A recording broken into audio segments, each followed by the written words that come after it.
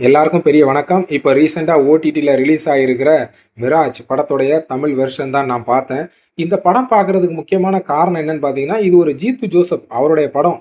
அவருடைய படம்னாலே சஸ்பென்ஸ் த்ரில்லருக்கு பஞ்சம் இருக்காது அப்படின்னு நம்பிக்கையில் பார்த்த படம் தான் இது. படத்துடைய கதை என்ன அப்படின்னு பார்த்தீங்கன்னா, சரவணன் வந்து ஒரு கம்பெனி வச்சு நடத்துகிறாரு.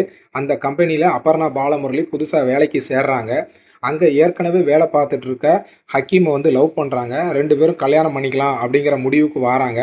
இந்த டைமில் ஹக்கீம் வந்து அபர்ணாட்ட சொல்லாமல் கிளம்பி கோயம்புத்தூரில் இருந்து ஜபல்பூர் போகிற ட்ரெயினில் கிளம்பி போகிறாரு. அந்த ட்ரெயின் பாலக்காடு கிட்ட போகும்போது ஆக்சிடென்ட் ஆயிடுது. ஆக்சிடென்ட் ஆனதில் ஹக்கீம் இறந்தும் போயிடுறாரு. இந்த தகவல் அபர்ணா பாலமுரளிக்கு தெரியுது. தெரிஞ்சதுக்கப்புறம் போலீஸ் தேடி வராங்க. உங்கள் லவ்வர் இறந்துட்டாரு. ஆனால் உங்கள்கிட்ட ஏதாவது ஹார்ட் டிஸ்கை பற்றி உங்கள்கிட்ட பேசியிருக்கிறாரா, அது எங்கே வச்சுருக்கேன்னு சொல்லியிருக்காரான்னு கேட்குறாங்க.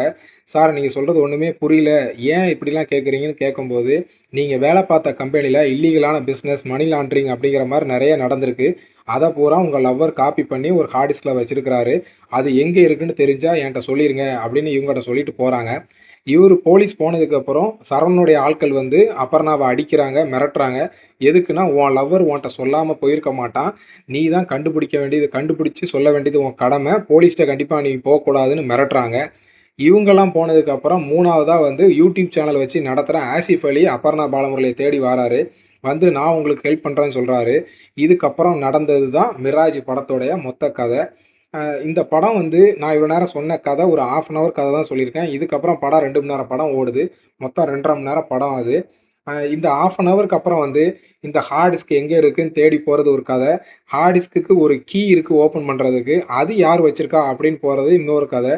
படம் அப்படியே ஸ்லோவாகவே போயிடுச்சு. ஒரு டைம்லாம் என்ன ரொம்ப டெட் ஸ்லோவாக போகுது. மலையாள படம்னா ஸ்லோவாக தான் இருக்கும். அதுக்காக என்ன இந்த படம் ரொம்ப டெட் ஸ்லோவாக போகுது, கொஞ்சம் கூட சுவாரஸ்யம் இல்லையே அப்படிங்கிற எண்ணம்லாம் எனக்கு உருவாக்கிட்டு, இன்டர்வல்லலாம் ஒரு 2 ட்விஸ்ட் வச்சுருந்தாங்க. அந்த ட்விஸ்ட்லாம் ஓரளவு நான் கணிக்க முடியுது என்னால. நீங்க பார்த்துருந்தீங்கன்னா உங்களுக்கு எப்படி இருந்துச்சுங்கிறதையும் சொல்லுங்க. அதுக்கப்புறம் கிளைமேக்ஸ் 1/2 அன் ஹவர் வந்து ரொம்ப சூப்பராவே இருந்துச்சு. நெறைய ட்விஸ்ட் இருந்துச்சு. அந்த ட்விஸ்ட்லாம் கணிக்கவும் முடியல. அதில ஆசிஃப் அலி பெர்ஃபார்மன்ஸு, அபர்ணா பெர்ஃபார்மன்ஸ்லாம் நல்லாவே இருந்துச்சு. அந்த ட்விஸ்ட்ட என்னால கணிக்கவே முடியல. அதுக்கப்புறம் படம் ஒரு 2 1/2 மணி நேரத்தில முடிஞ்சிருது. இந்த படம்லாம் வந்து ஒரு 2 மணி நேரத்துக்குள்ள முடிக்க வேண்டிய ஒரு படம். அப்பந்தான் இன்னும் கொஞ்சம் சுவாரஸ்யம் அதிகமா இருந்திருக்கும் அப்படிங்கிற மாரி எனக்கு தோணுச்சு. இந்த படம் உங்களுக்கு சோனி லிவ்லயே தமிழ் டப்பிங்லயே அவைலபிளா இருக்கு. விருப்பம் இருக்கிறவங்க கண்டிப்பா ட்ரை பண்ணி பாருங்க. எனக்கு வந்து ஒரு ஆவரேஜான படம் அப்படிங்கிற மாரி தோணுச்சு.